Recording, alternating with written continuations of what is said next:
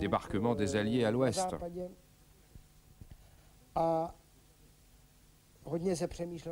Et on se posait beaucoup de questions. On se demandait à quoi ressemblerait la Tchécoslovaquie d'après-guerre. On imaginait une Tchécoslovaquie qui jouerait en quelque sorte un rôle de pont entre l'Est et l'Ouest. Nous allons voir les activités soviétiques où précisément on nous montre le voyage de Beneš à Moscou.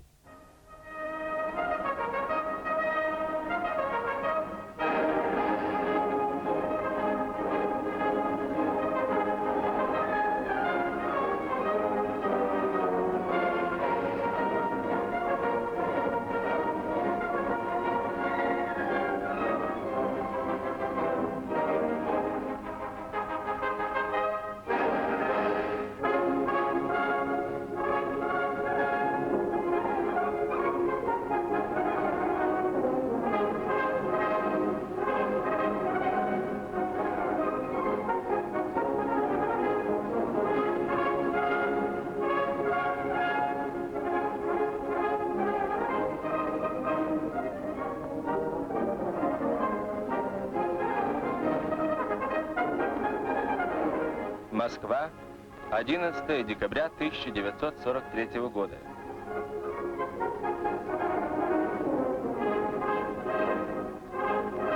Для встречи президента Чехословацкой республики господина Эдуарда Бенеша на вокзал прибыли Народный комиссар иностранных дел товарищ Молотов и маршал Ворошилов.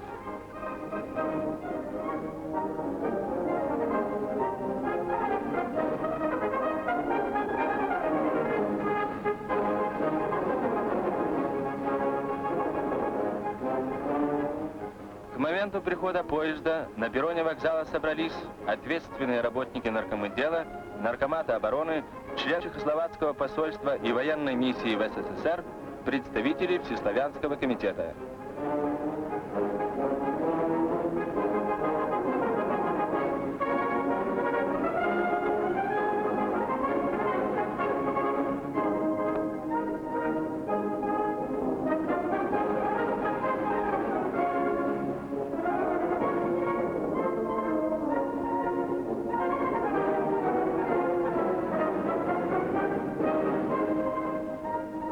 Президент Чехословацкой республики доктор Эдуард Бенеш.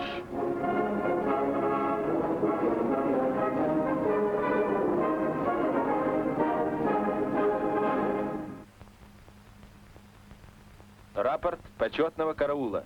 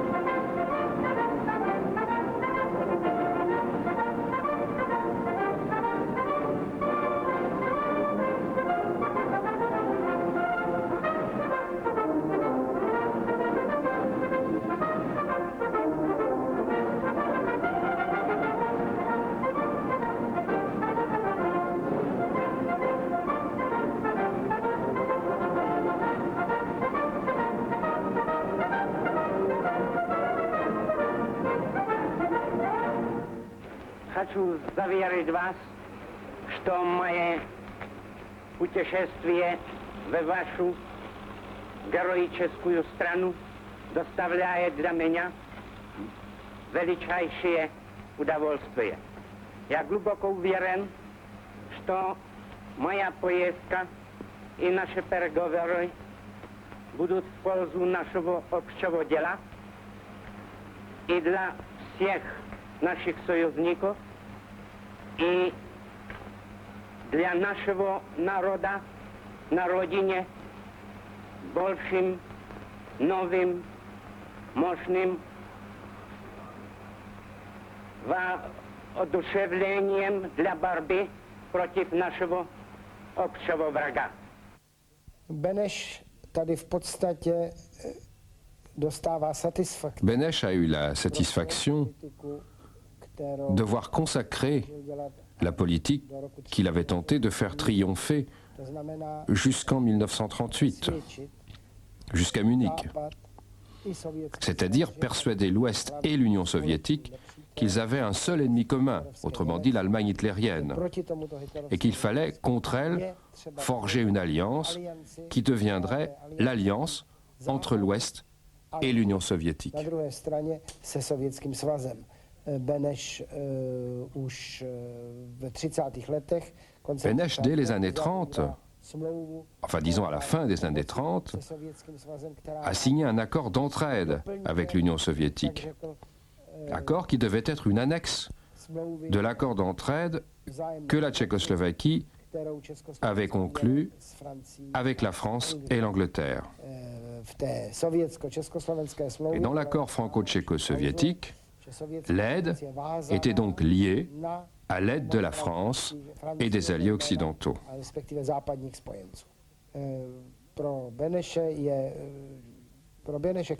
Pour Beneš, qui avait été profondément marqué par Munich, bien ce voyage à Moscou, où il part d'ailleurs de Londres, car c'est là qu'il est installé, et un voyage qui se fait donc avec l'accord des gouvernements américains et anglais. Eh bien pour lui, c'est la satisfaction de sa vie. Et en même temps, c'est l'amorce de cette Europe qu'il imagine pour l'après-guerre, et dans laquelle la Tchécoslovaquie a toute sa place.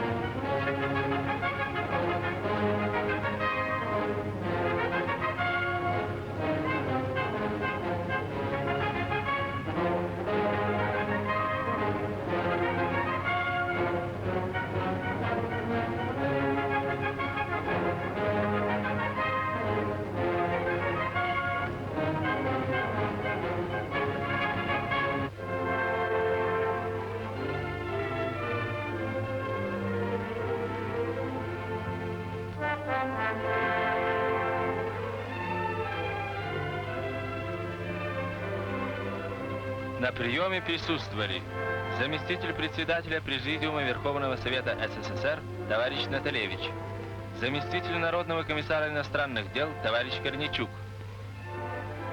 посол Чехословацкой Республики в СССР господин Фирлингер.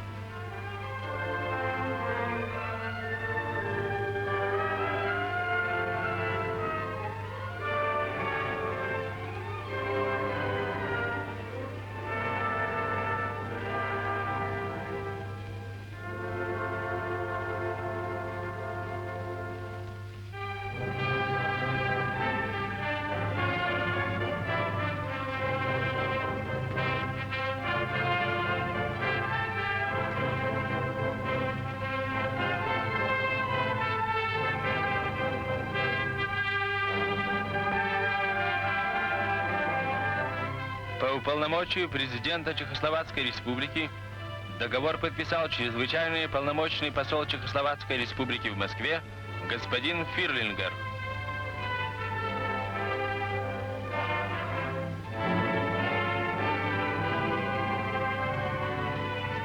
По уполномочию Президиума Верховного Совета СССР договор подписал Народный комиссар иностранных дел Вячеслав Михайлович Молотов.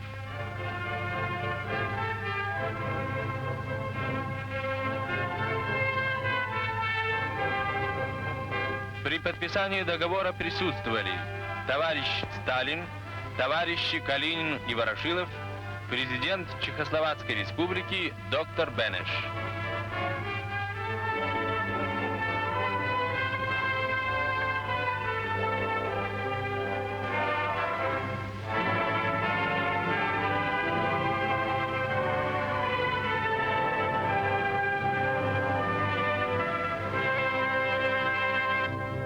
Позвольте, господин президент, поздравить вас и ваших сотрудников с заключением договора, который на долгие годы призван служить великому будущему наших народов.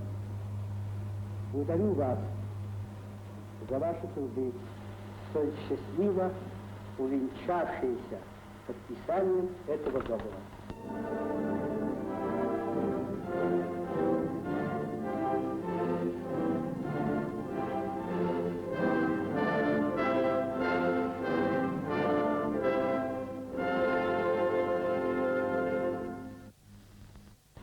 Господин председатель, господа, я хочу выразить вам свои чувства глубокого удовлетворения по поводу того, что сегодня мы смогли подписать этот договор, который я рассматриваю как акт величайшего значения в нашей национальной истории и взаимных отношений между Советским Союзом и Чехословакией. Этим договором увенчалось стремление Чехословакии, существовавшее более 20 лет и преследовавшее цель оградить наш народ и государство от немецкого империализма.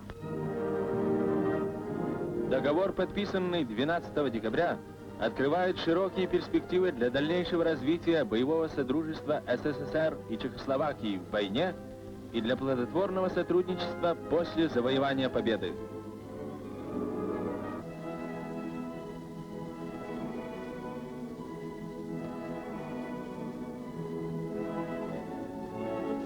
«13 декабря президент Чехословацкой Республики доктор Эдуард Бенеш и сопровождающие его лица посетили выставку образцов трофейного вооружения, захваченного у немцев.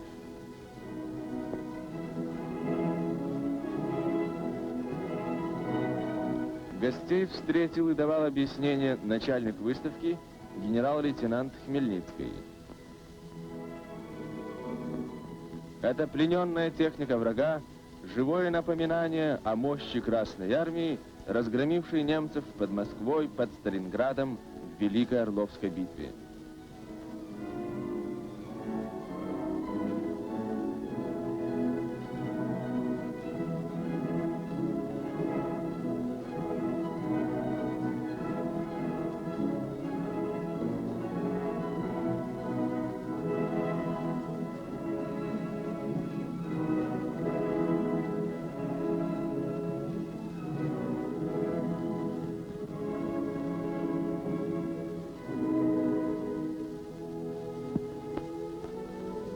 Днем 14 декабря доктор Эдуард Бенеш посетил Государственную библиотеку имени Ленина.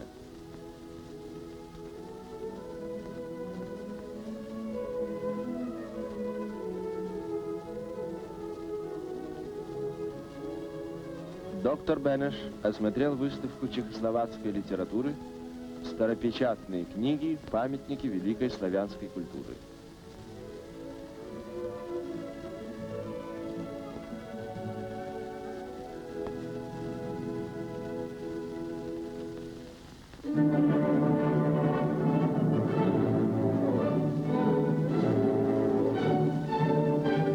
Иванович Калинин вручил ордена Ленина и медали «Золотая звезда» героям Советского Союза, генерал-майору Шкрылеву.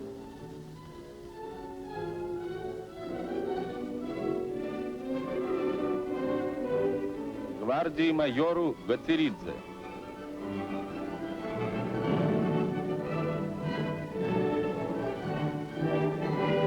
Генерал-майору Белому. Полковнику Бахметьеву. Капитану Архипову. Капитану Дунаеву. Старшине Аверьянову. На этом же заседании были вручены орден Ленина и медаль «Серп и молот» вместе с грамотой о присвоении звания Героя социалистического труда выдающемуся математику и кораблестроителю академику Алексею Николаевичу Крылову.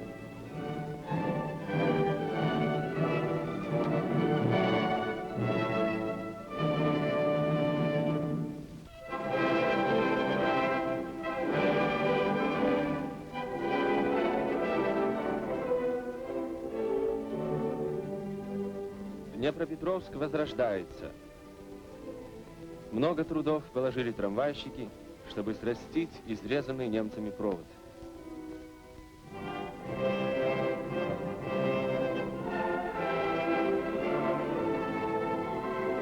Через 2 недели после изгнания оккупантов пошли первые трамваи.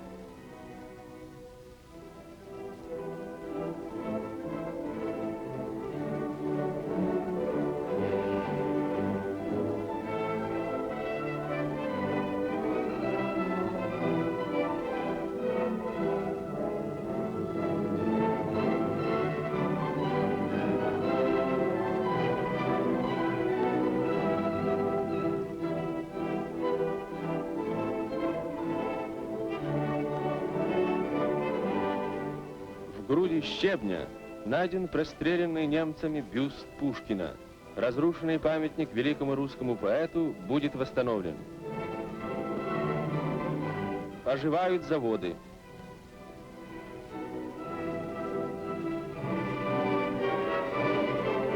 Полным ходом идут восстановительные работы во взорванных немцами цехах завода имени Петровского.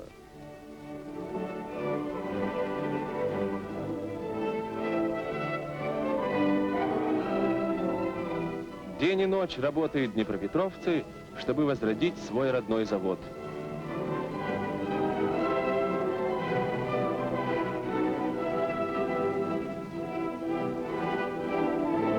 Уже восстановлен паросиловой цех.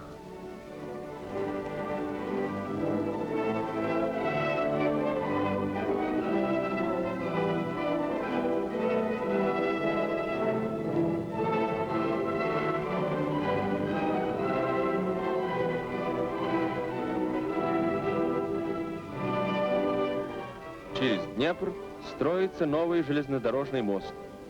Но уже и сейчас по временной переправе регулярно идут поезда с грузами для фронта.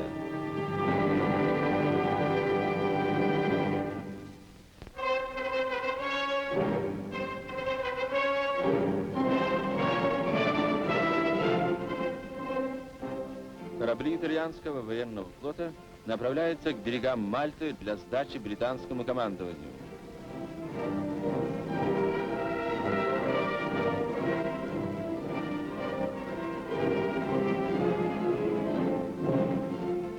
Английский кинооператор заснял в море колонну быстроходных крейсеров.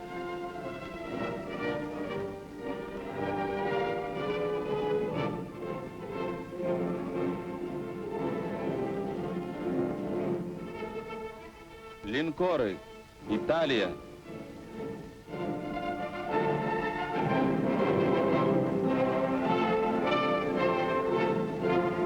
Витторио Венето. Крупнейшие корабли этого класса.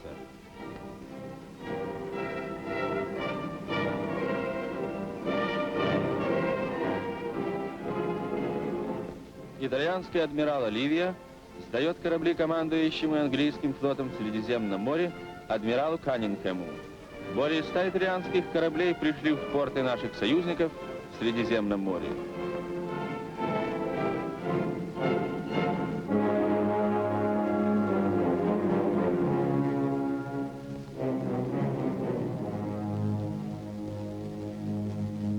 на этой земле немецкие палачи зверски уничтожили свыше 135 тысяч ни в чем не повинных мирных граждан Смоленска и военнопленных. Вот найденные у немцев фотографии. Они изобличают гнусные преступления фашистских палачей.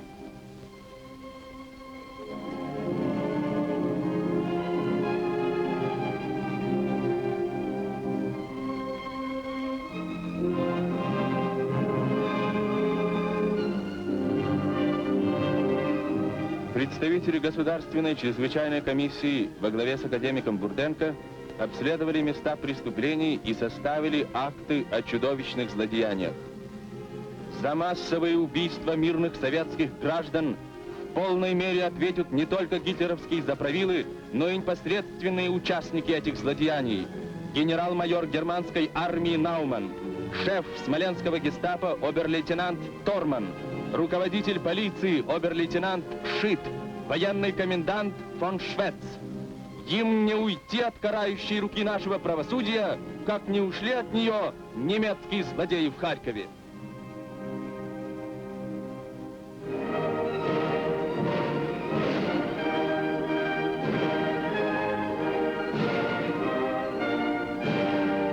Этот памятник воздвигли в честь славной победы русского оружия в сражении с войсками Карла XII на реке Сош в 1708 году. В честь сражения при Лесной, матери Полтавской победы. Иноземцы, посягнувшие на нашу землю, были разбиты. История повторяется. Для захватчиков на русской земле в любые времена одна участь.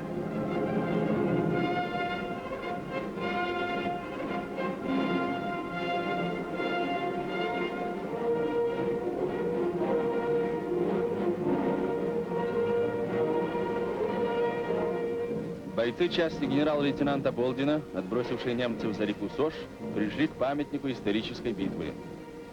Это сражение – одно из самых искусных операций Петра I.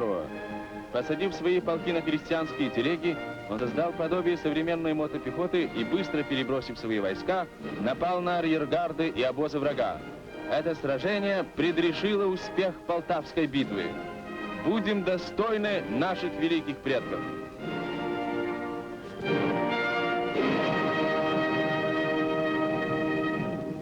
En Nîmes, on a vu quelle réception Molotov, Voroshilov, Staline ont fait à Bénès. Une réception extraordinaire, comme pour signifier qu'on va le traiter d'égal à égal, bien que ce soit un petit pays occupé par les Allemands. Alors on se pose la question, est-ce que Bénès, dans son analyse de la situation, ne s'est pas trompé toute sa vie? La première fois en comptant sur la France, et en fait, à Munich, on sait ce qui s'est produit, la France l'a abandonné, l'Angleterre aussi, mais la France tout autant. Et là, au fond, il va s'allier de façon privilégiée avec l'Union soviétique, et dès 1948, le Parti communiste va essayer de mettre la main sur le pays et l'annexer, au fond, indirectement à l'URSS. Ou est-ce que c'est la situation de la Tchécoslovaquie qui est malheureuse dans l'histoire? Qu'est-ce que vous en pensez? Il ne faut pas oublier que Beneš est l'un des principaux artisans de la conception d'une Tchécoslovaquie indépendante après la Première Guerre mondiale. Alors une Tchécoslovaquie indépendante en tant qu'État démocratique et industriel en Europe centrale et s'appuyant sur l'alliance anglo-française, était-ce une erreur? Est-ce que la création de la Tchécoslovaquie, dont l'armée a été aidée par la France, le premier commandant de l'armée était un général français, est-ce que c'était une erreur? Si oui, c'était également une faute de compter sur l'aide française en 1938. Mais alors, il faut rechercher la faute très loin. Car où commence-t-elle, la faute? Est-ce que la destruction de l'Autriche-Hongrie était une faute? Est-ce qu'il n'aurait pas fallu peut-être sauvegarder l'Autriche-Hongrie? Est-ce que c'était possible? Ça, c'est une grande question. Je pense que chaque homme politique, et Beneš est un homme politique important de l'Europe centrale de l'entre-deux-guerres, chaque homme politique a sa propre conception. Et celle de Beneš se fonde sur ce qui s'est passé entre 1914 et 1918, et sur ce qui s'est passé après 1918. Il ne faut pas oublier non plus que quand Beneš arrive à Moscou, eh bien c'est très peu de temps après que Moscou a rompu les relations avec la Pologne, ou plus exactement que le gouvernement polonais a rompu ses relations avec Moscou. Et Moscou cherche donc à démontrer que dans le monde slave, il subsiste un allié, ou au moins des partenaires, comme par exemple la Tchécoslovaquie ou la Yougoslavie, qui sont prêts à négocier avec Moscou en tant que futur allié dans l'Europe d'après-guerre. C'est pour ça que Beneš est si bien accueilli à Moscou. Et si Beneš va à Moscou, c'est qu'après l'expérience de Munich, il prépare la Tchécoslovaquie d'après-guerre et l'Europe d'après-guerre. Était-ce une erreur? La politique polonaise était-elle meilleure? Est-ce que la politique polonaise a eu de meilleurs résultats que la politique de Beneš? Nous savons en fait que la question ne se pose pas ainsi. Mais Beneš a réussi au moins une chose en tout cas. Car il ne faut pas oublier que contrairement à ce qui se passe en Pologne, en Hongrie, etc., depuis l'été 1945, il n'y a plus un seul soldat soviétique en Tchécoslovaquie. Les unités soviétiques sont parties en 1945, elles ne reviendront qu'en 1968.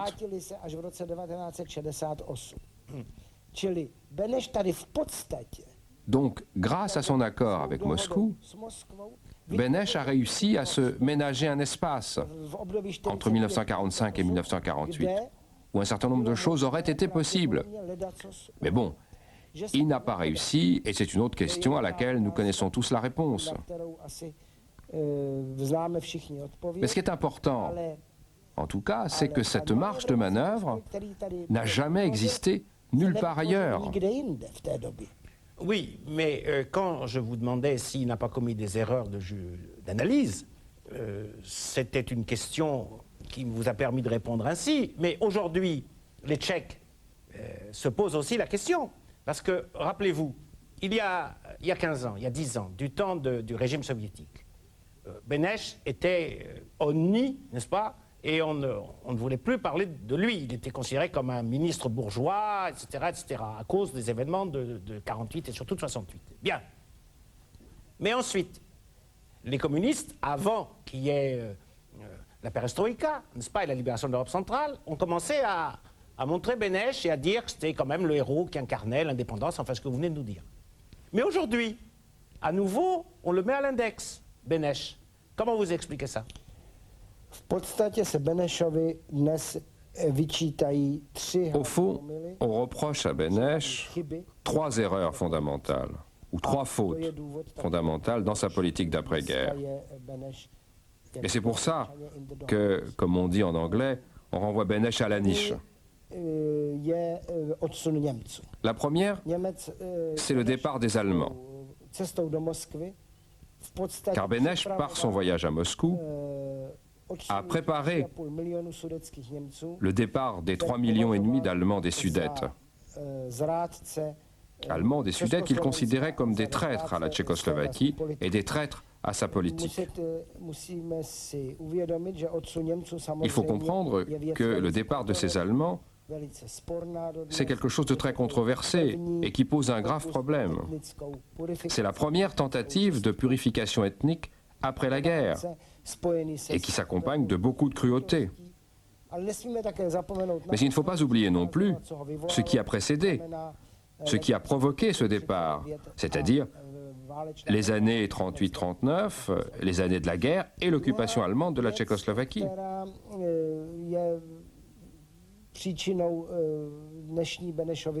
Le deuxième point qui explique le jugement actuel que l'on porte sur Beneš en Tchécoslovaquie, c'est que dans ses accords avec les communistes, Beneš accepte que les partis politiques qu'il considère comme responsables de l'échec de sa politique de collaboration, que ces partis soient interdits en Tchécoslovaquie.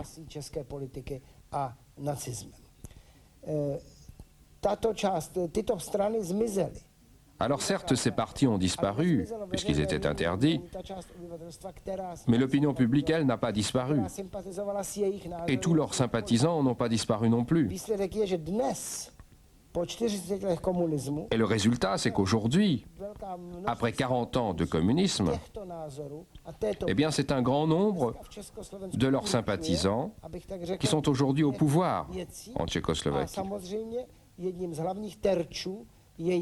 Et évidemment, une de leurs principales cibles, la cible de leur haine politique, c'est Beneš. Et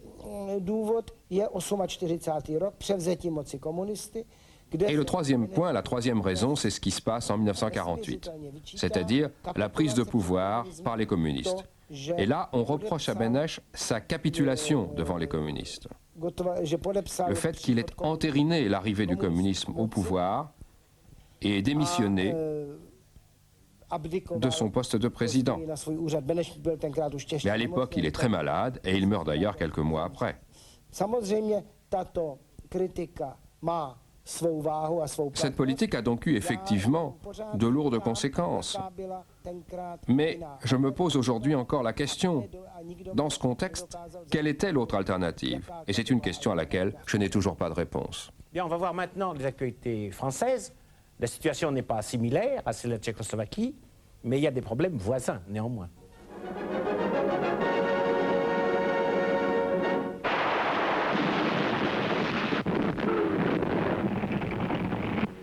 Sous les ordres du capitaine Guizet, un sous-marin allemand vient d'effectuer une croisière de 6 mois dans l'océan Indien. Un cargo ennemi en vue. L'ordre de plongée est donné. Au périscope, les côtes de Madagascar.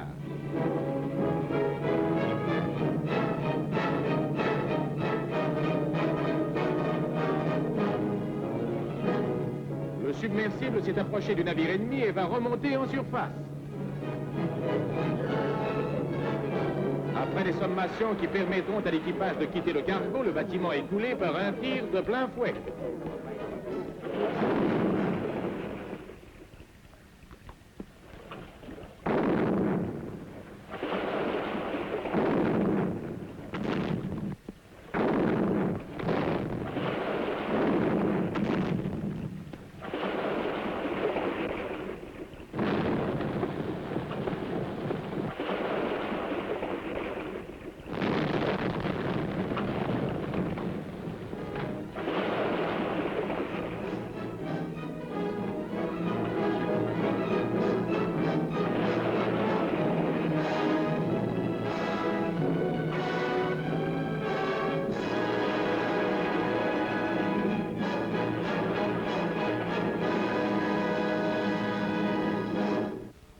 Sur le front de l'Est, devant Jitomir.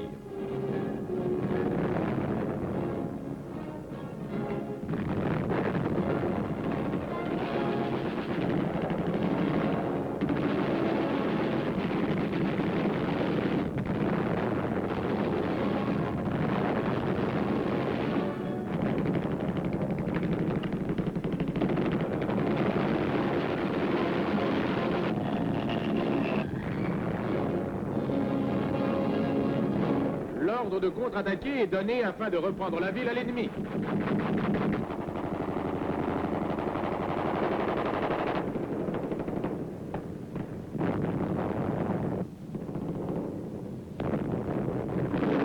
Les adversaires se défendant avec acharnement, la bataille redouble de violence.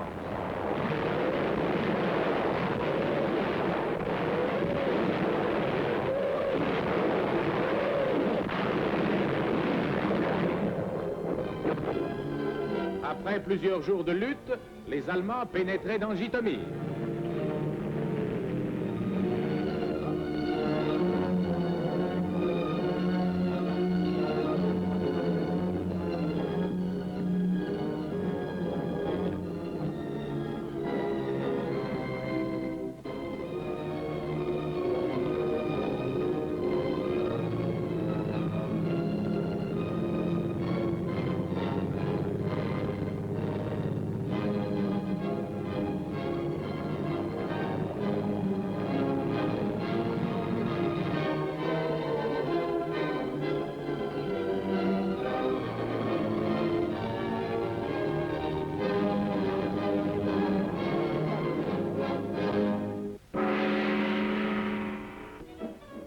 Les enfants des volontaires de la Légion française contre le bolchevisme fêtent Noël dans une atmosphère de chaude sympathie.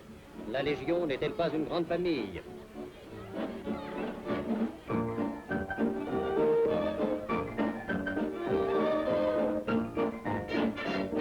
De son côté, M. Tétinger, président du conseil municipal, accueille les orphelins de l'Association nationale des familles de soldats morts pour la France. Arbre de Noël encore, mais cette fois à la préfecture, où les enfants de la police parisienne sont les hôtes du préfet de police et de Madame Bussière.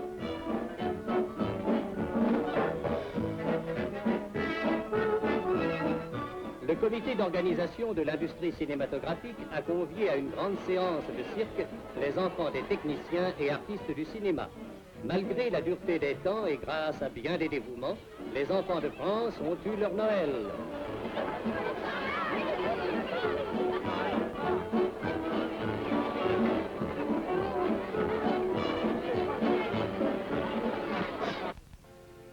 En Avignon, sous une haie formée par les bâtons des gardiens, passe le cercueil du marquis de Baroncelli que l'on pourrait appeler le dernier grand féodal. La Camargue est en deuil. Gardiens, Arlésiennes ont tenu à accompagner jusqu'à sa dernière demeure celui que toute la Provence appelait Monsieur le Marquis. Tétouan, vieille cité du Maroc espagnol. Les souks où filtre le soleil n'ont pas changé depuis des siècles. Ce sont, semble-t-il, les mêmes vendeurs, les mêmes marchandages.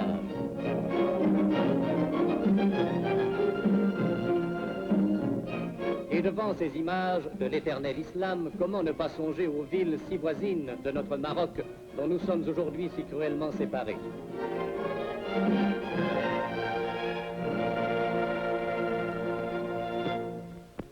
L'exposition Parure de la France réunit au musée Galliera un remarquable ensemble de plans, d'estampes et de photographies d'art relatifs aux parcs et jardins français.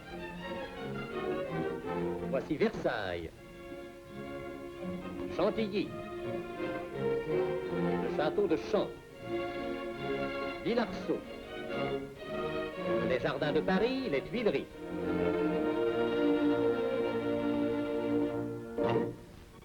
Manifestation artistique et bien parisienne. Solange Schwartz, Serge Liffard, Jacques Thibault, Geneviève Guitry, Yvette Chauviré, Marguerite Long et Sacha Guitry signent un des 50 exemplaires des goûts et des couleurs illustrés par Dignimont, ouvrage de Sacha Guitry dont la vente aux enchères permettra cette année de donner 1000 francs chaque jour à un artiste dans le besoin. Manifestation monstre à Riga où 100 000 Lettons traversent la capitale afin de protester contre la récente déclaration de Staline prétendant que Lettons, Estoniens et Lituaniens devraient être considérés comme citoyens soviétiques. Les délégués des États baltes ont ainsi exprimé leur ferme volonté d'appartenir à la grande famille des peuples européens et de lutter par tous les moyens pour le maintien de leur nationalité.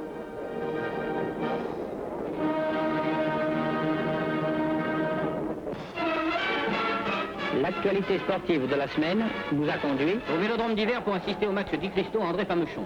Le premier mettant en jeu son titre de champion de France au poids léger. Di Cristo est en culotte noire, Famechon porte une culotte claire brillante.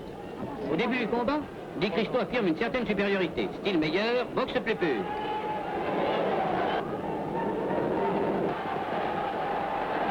Di Cristo était sérieusement malmené à la 11e reprise. Désespérément, il s'accroche à son titre de champion. Famechon force l'allure. En crochet du gauche et du droit, il malmène très sérieusement le champion Di Cristo qui essaye de rentrer en plaçant les percutes du droit, mais se cache dans les gants car les attaques de Famechon sont de plus en plus dangereuses.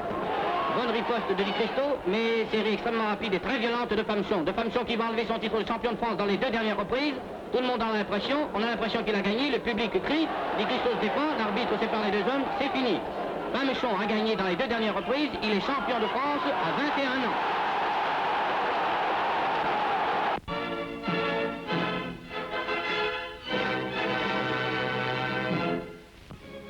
À l'occasion du premier anniversaire des Rescos, les restaurateurs parisiens présentent de nouveaux plats cuisinés.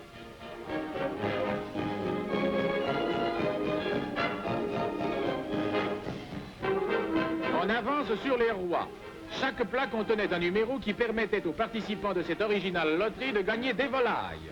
Cadeaux appréciés comme il se doit en ces périodes de fête.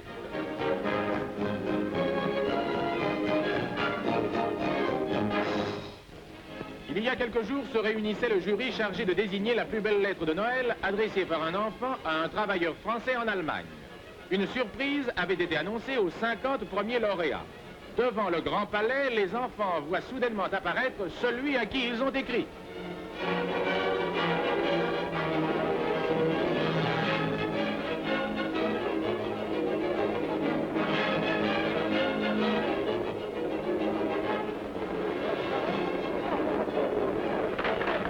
Après une séance récréative, un déjeuner sous la présidence de M. Abel Bonnard réunissait au Grand Palais les heureux permissionnaires et leurs enfants pour qui cette journée sera assurément leur plus beau souvenir de Noël.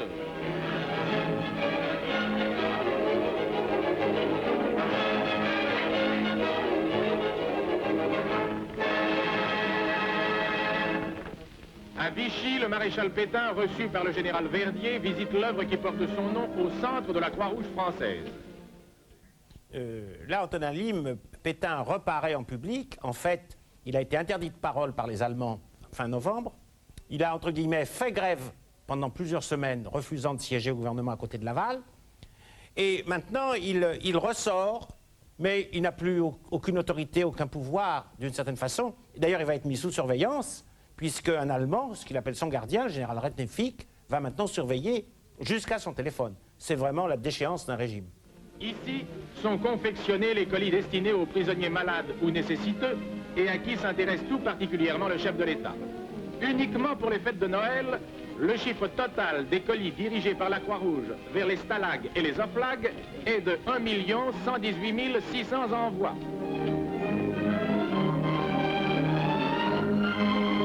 Avant de se rendre au studio de la radiodiffusion nationale, le maréchal s'entretient avec des enfants de prisonniers, avec les enfants de ceux dont il devait évoquer la pensée dans son émouvant message de Noël.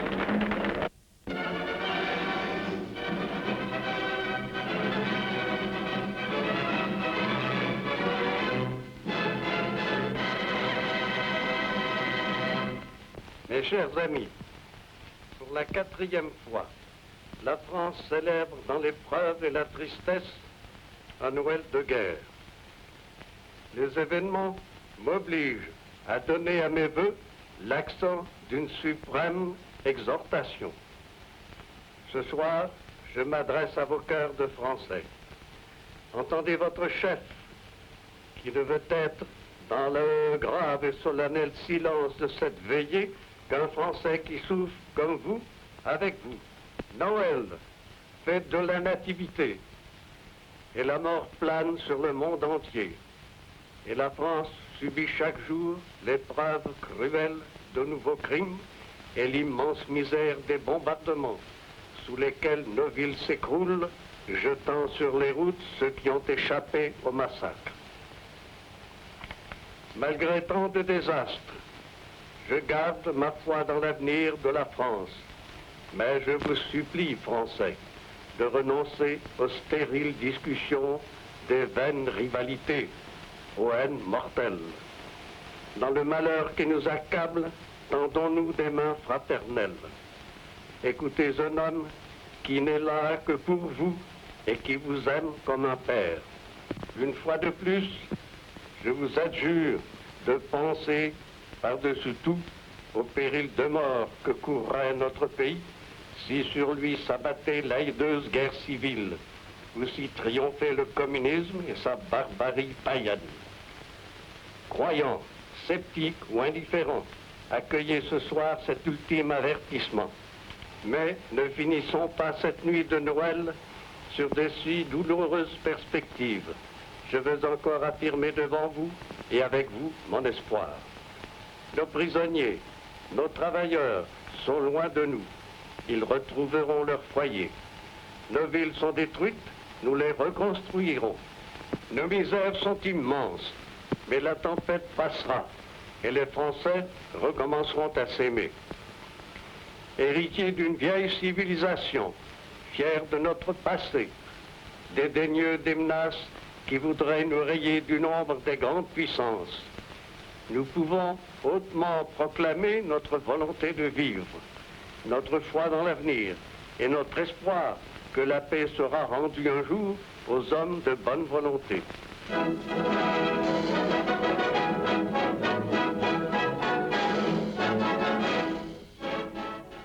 Antonin Lim, vous qui êtes tchèque et qui êtes né en 1924, il serait intéressant de savoir ce qu'un Tchèque qui a connu lui aussi un régime d'occupation, comme les Français, Vichy, un régime qui voulait, entre guillemets, sauver les meubles. Ce que vous pensez, vous, du régime de Vichy aujourd'hui, avec le recul de l'histoire, puisque vous avez bien jugé aussi Beneš?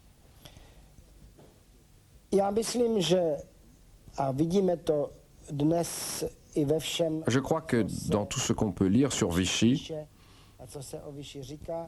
on retrouve toujours le même problème. Le problème de ceux qui ont vécu cette époque et de ceux qui ont vécu la période du communisme. C'est-à-dire sauver tout ce qu'on peut sauver.